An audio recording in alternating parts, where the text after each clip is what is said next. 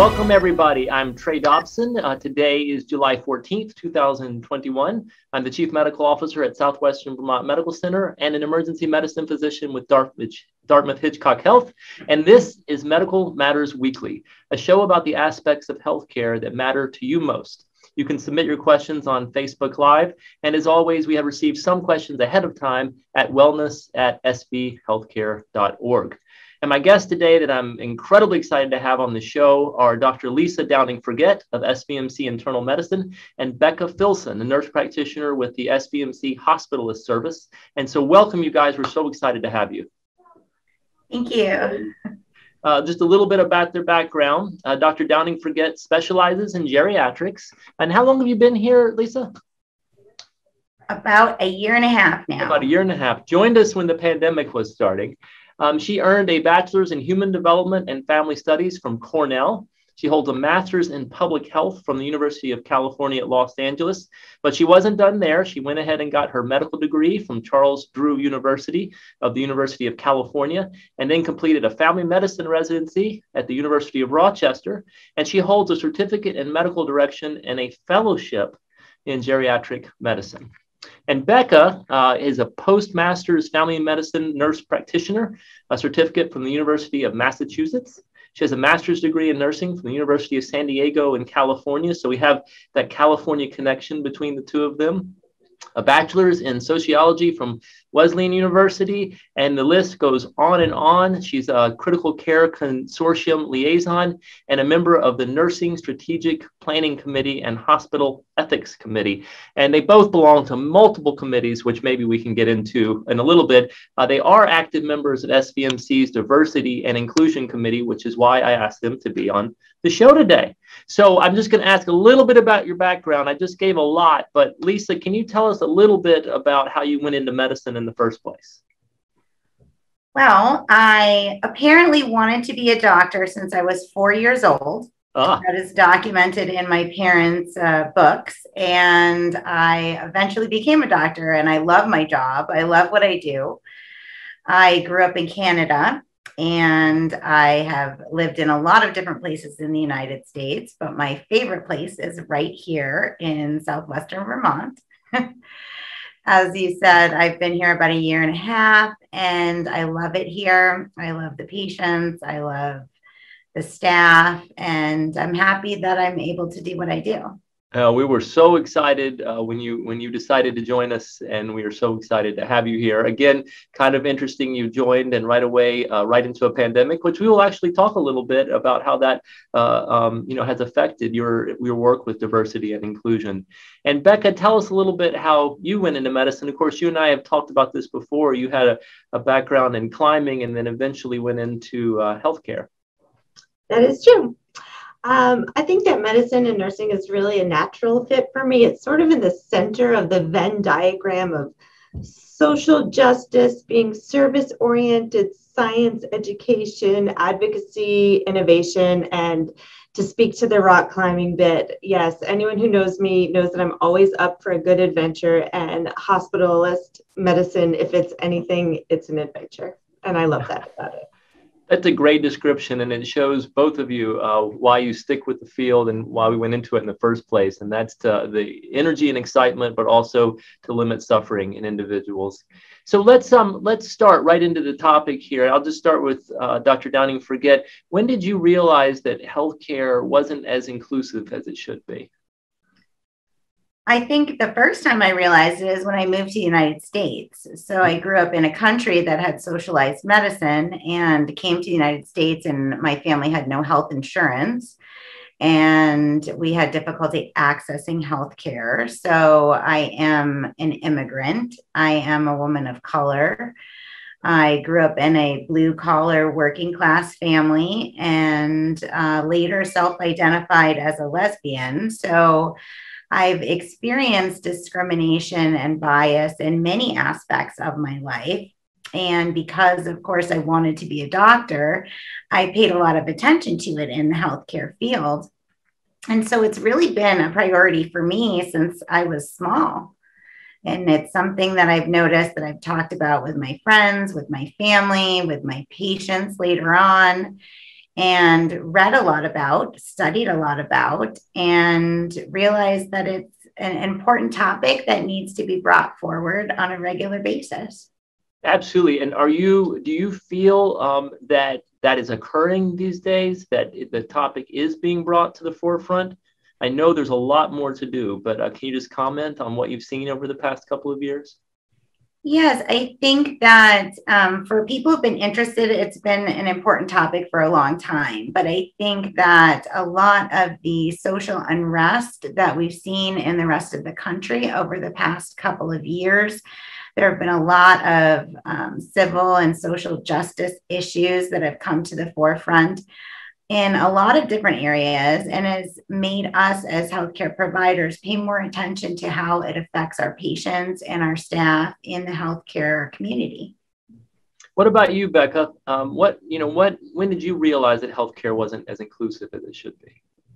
Sure. So prior to becoming a nurse, I worked actually in community health, working with uninsured populations in reproductive health and in HIV and AIDS clinics. So sort of my initial introduction into healthcare was really working with folks who had experienced marginalization for most of, if not all of their lives. So for me, starting out, exclusion from the dominant culture was the norm. And to sort of echo what Lisa said, is it's also born from my own experience living in the identities that I live in. I learned it at a very young age growing up. My grandparents were Russian Jewish immigrants who fled, Europe in the 1930s, 1940s. And my grandfather was a cardiologist.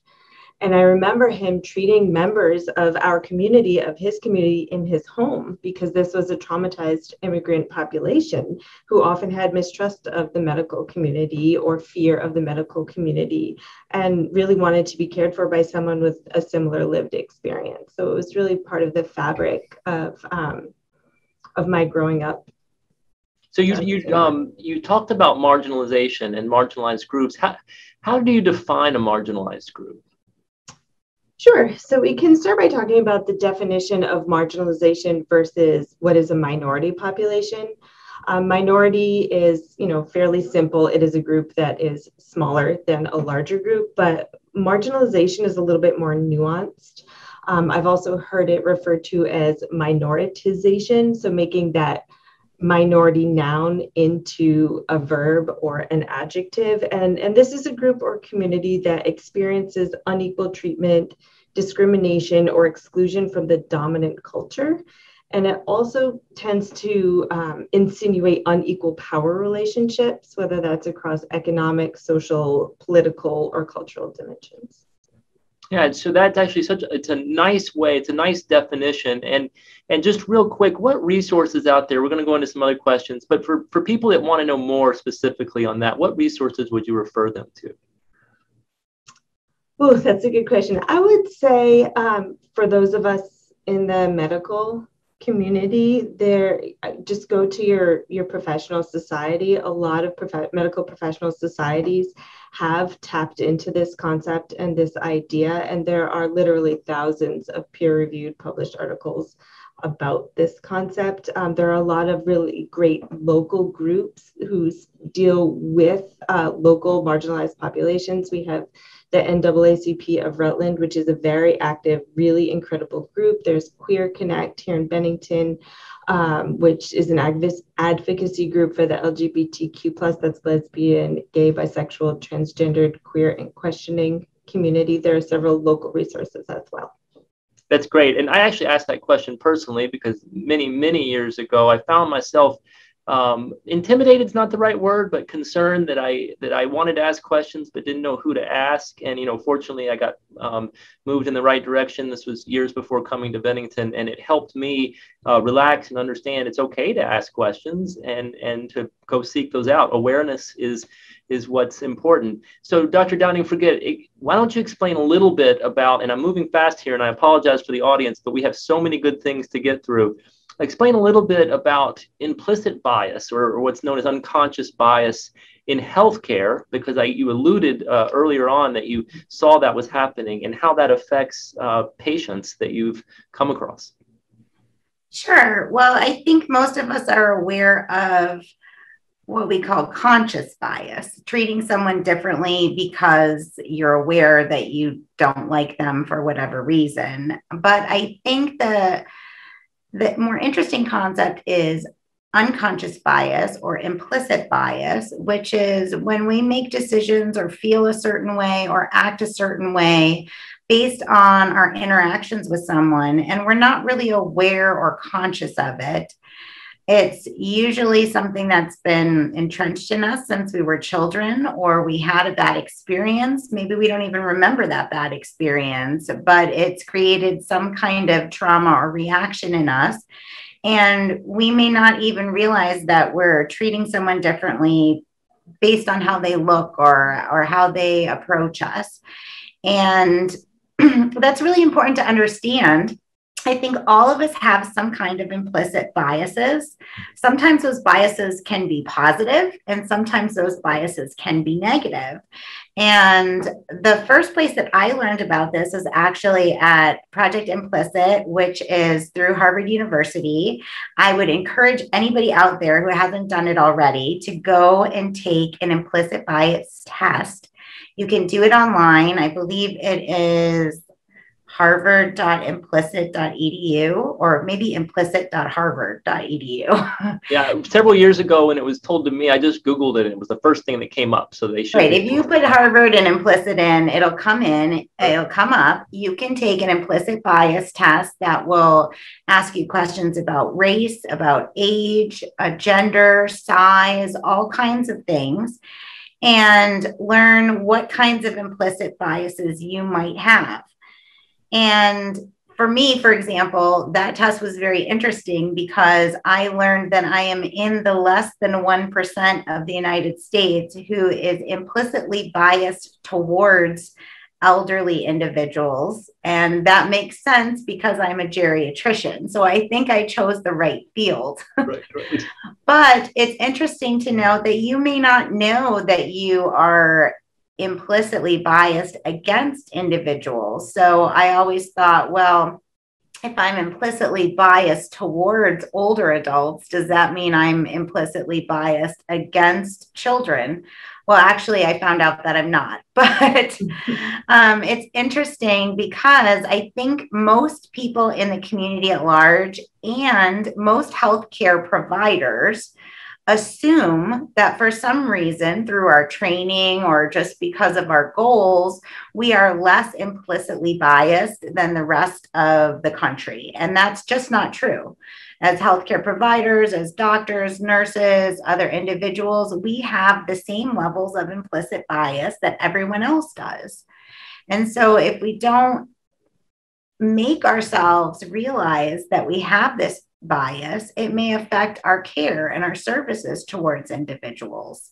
Absolutely. And I thank you so much for bringing that up and the awareness.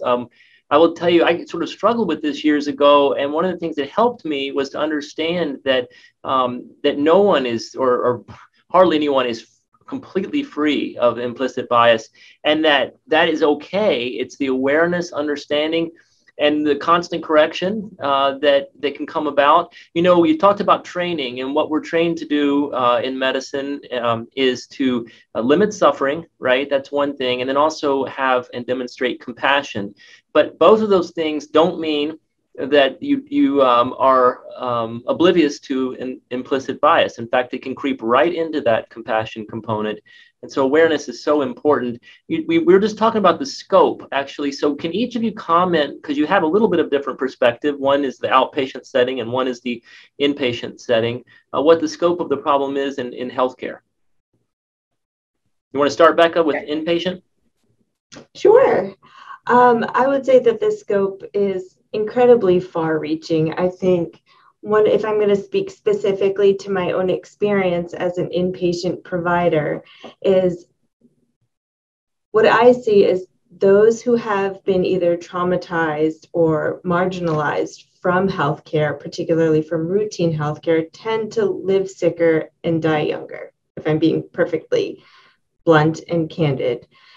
If you think about a patient who may have had a bad experience in healthcare or is fearful or doesn't have access to healthcare, they're less likely to get the routine care that they need, the routine screening. So frequently when I see them in the hospital, these illnesses or barriers to health that may have been prevented were not, because they didn't receive the access to care that they needed. So that is one way in which I see it. I've also seen patients who are nervous about being forthcoming with their identities because they fear retribution, marginalization, or discrimination. And it's incredibly challenging, and it's to care for the whole person when you don't really know the whole person or understand their lived experience and their identity. And what about you, Dr. Downing-Forget? What have you seen? Well, I think this scope is really immense. And when we look historically in the United States, there have been many marginalized groups that have been subject to inhumane and inhumane experiments, injustice in healthcare and access. And so among many marginalized communities, there is a reason for people to have a distrust of the medical community, and that will impact their ability to seek out care, their desire to seek out care, or follow through with instructions or recommendations. And it's unfortunate that that's happened, but we also know that as we progress in our society, we still have groups of individuals who have poorer health outcomes than other individuals. We know that marginalized groups have shorter life expectancy, higher maternal and fetal death rates. They have inaccurate diagnoses, poorer treatment options, less success in treatment options. And in particular, one example that I learned of that made me stop and think was that African American women, for example, in the highest educational levels and socioeconomic or income levels in the United States, have poorer outcomes than Caucasian women in the lowest socioeconomic status groups. So there is a difference that we can see, that we can measure, and that research has shown that things like implicit bias, things like structural discrimination and processes actually impact people's health. And some of that is conscious, but some of that is unconscious. And I think the other thing we have to consider is that as individuals, you or Becca or myself may be very aware and enlightened and try to work on this in our own personal lives, but we still work in a community. Mm-hmm. And when you are in a hospital or when you're in an office, there are many people that you interact with. And so our goal at SVMC with our Diversity and Inclusion Committee is to try to provide education, training, resources to everyone in our community so that we can make a better experience for all individuals who need our help. That's incredibly important. It goes back again to that awareness aspect, even while we're doing this show today, right, is to get that out there. And there are healthcare workers listening that actually aren't a part of SVMC, but I imagine many organizations today are developing diversity and inclusion or similar type committees, activities that they could be involved with. And then Becca mentioned earlier, specialty societies are good places. For those in the community that are in healthcare or actually not necessarily in healthcare, you mentioned some earlier, but Becca, what would you suggest, or Dr. Downing-Forget, for them to do to learn more? Would you suggest they research this themselves, or do you have a particular place that you would point them to? I think there are so many places. Mm-hmm. If you want more information, if you want to connect with other like-minded people, you can find that pretty easily, whether you're using the internet or your local phone book. You know, if you're a part of our community here at SVMC, I would certainly encourage you to reach out to Becca or myself and ask how you can be involved. But I think that there are huge organizations and there are tiny organizations. So wherever you feel like you will fit in better, that's where you should start. Well, that's great. I asked that question because some people actually sometimes they really need that starting point. And what you're saying is you can find that pretty quickly on Google, and you can actually, with the search engine, you can actually tailor that to whatever your profession is or whatever your question or desire is. So thank you for providing that. Let's talk about. Yes, please do. Sorry to interrupt, but I think that this is a really important part of it.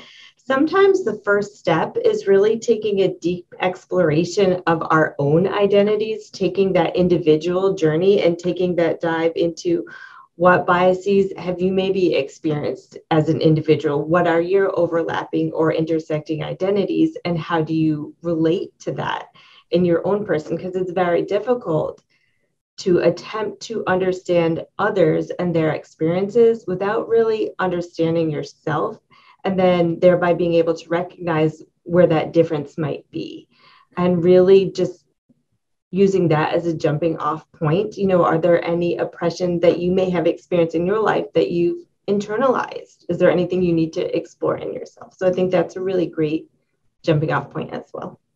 Thank you for that. And then, as you said earlier, and Dr. Downing-Pregette said earlier, using that Harvard implicit as another way to try to uncover some of those. That's great. We've been talking about patients. Let's turn it a little bit to the workforce itself, and maybe just comment a little bit.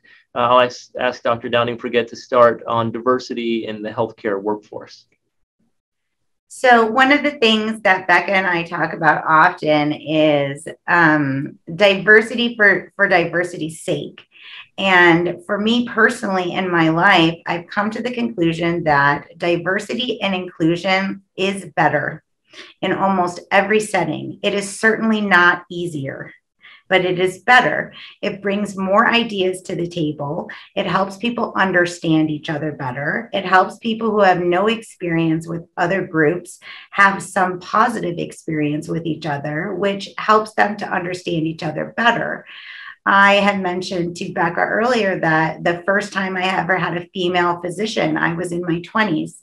The first time I ever had a physician of color, I was in my 30s. And I was even older than that the first time I met another provider who identified as LGBTQ. And so for me, I feel like there's an understanding among a provider and a patient when they look the same or talk the same or come from the same background. So that's always nice for patients. But I think it's more important on a professional level to understand that there are other people with different backgrounds and different ideas who think differently than you. Those ideas are important. They should be embraced. And through change is how we grow. So as we move towards more positive change, including more people in that conversation is always going to be beneficial. That's great. I think that's true in healthcare. I think it's true in almost any aspect of business or society. We look at diversity is what leads to innovation.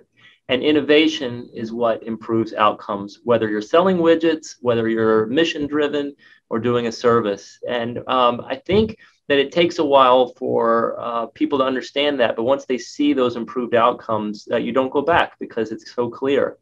So as we sort of wrap up here, just a few things. What do you see as major shifts, either locally or even at the state or federal level, that need to occur in healthcare to improve diversity and inclusion? And I'll start with Becca. Sure. I think that bias training, and I think bias training is very important, but I think that training also needs to be ongoing. You can think of change as transactional, meaning, okay, we did a bias training, let's check the box and move on. We did it. We don't need to do it again. Or you can think of change as transformational, really transforming the lens with which we view healthcare, our organization, our nation, and making sure that we continue to grow, evolve, question, and strengthen our institutions, whether locally, nationally, or even personally. A lot of that really comes down to prioritizing this work. That means ensuring we have a diverse workforce that includes having diverse identities in leadership roles, making sure that our mentorship pipelines are diverse, looking at who are we training, who are we mentoring, who are we lifting up and centering within our organization and in our country. Well, it was well said. Do you have anything to add to that, Lisa? Well, I think that's true. I think that many places are opening up committees, establishing new positions for chief equity officers, starting pipelines. And I think those are all important. I think ongoing training is important, but I think that all of that needs to continue. We do have a lot of work to do, and we will know when we get to the point where we have reached equality, when the research shows that everyone gets the same treatment, everyone has the best possible outcomes, and that's what we are striving for. Absolutely. And gosh, I hope we see that within our lifetime, but certainly we'll make those gains. How has the COVID pandemic, real quick, I just ask you this, how has that changed the way you see the problem of inequity in healthcare in this country? I'll start again with Dr. Downing-Forget. I don't know that it's really changed for me that much, but it has highlighted some of the issues that we knew were there to begin with. So issues of access, issues of equity. Clearly, we know that African American, Latino, and American Indian populations, for example, with COVID, became sicker and were more likely to die from this disease. So it just highlights the things that we already knew were present, but hopefully, because this was such an urgent and emergent process in the United States, it highlighted this for more people. And that's what I'm hoping, is that people can see that this now is an issue that's kind of all over the news and that it's something that we need to work on. I think it also helps people from marginalized communities come forward and speak out about their experiences, and should help us as healthcare professionals, if we listen, to hear what needs to be done to make an improvement in the future. So Becca, how should a patient who experiences inequality handle it? I was nervous you were going to ask that question, because that's a really hard question. And when I first read that on the list of possible questions, if I'm being honest, my knee-jerk reaction was, I don't think that's the right question to ask. I think the right question is, how do we as a health system not treat patients inequitably?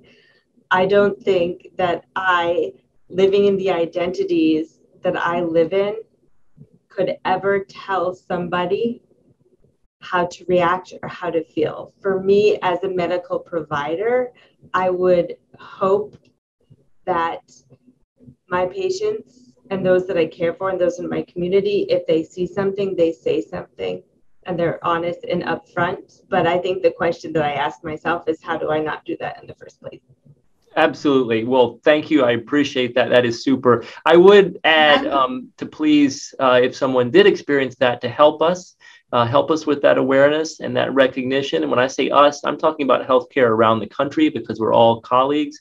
But if it is locally, we do have a patient representative, Marianne Cushing, that will field those phone calls and follow up. And it would help us understand what we did and how we improve and how we improve that awareness until we do get to that time that we all hope for, where bias is minimized and outcomes are equal. So I'm just going to end there because we're out of time, guys. Thank you so much for coming. Dr. Lisa Downing-Forget of SBMC Internal Medicine and Becca Filson, nurse practitioner with the Hospitalist Service. Next week, we will have Dr. Rosalind Case, a psychologist from Australia who studies decision-making, among many other topics. And we'll discuss what's involved in deciding whether to get the COVID-19 vaccine. As I want to thank a few people: Mike Cutler from CAT TV, Ray Smith from Southwestern Vermont Medical Center, and Ashley Jowett from Southwestern Vermont Medical Center. I'm Trey Dobson. Go out and find joy in everything you do, even in the face of adversity, and we will see you next week.